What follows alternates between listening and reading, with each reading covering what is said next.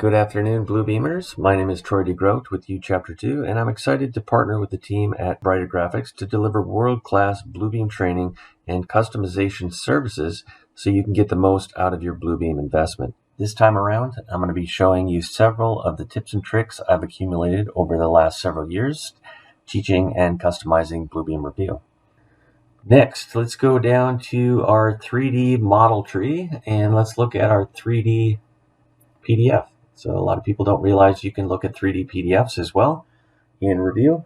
If I come in here, I can hold my left mouse button down and actually spin this model.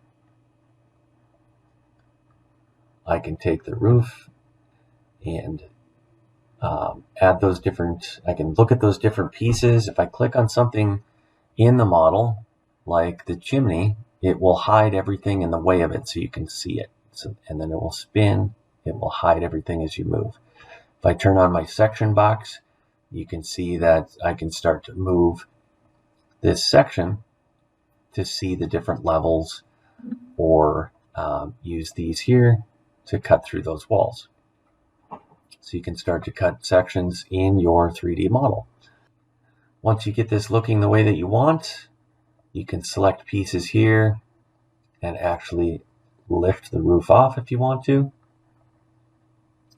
Lift that ceiling tile off, whatever you want that to look like. Once you get your section cuts all figured out, you can save this view. So you just come in here to the default, manage views, add a new one,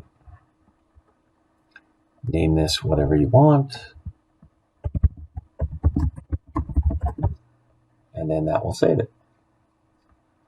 So when you come over here now and you go back to your default or back to your front view, go back to the front section that we created. You can also do markups in your 3D models. So if I come up here to my markups and I want to do a call out, I can point to the chimney here and come off over here.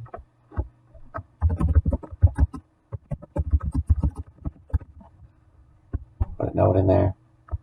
And then as you navigate and rotate, you'll see, I'm going to turn off my section box here. You'll see this little blue sphere.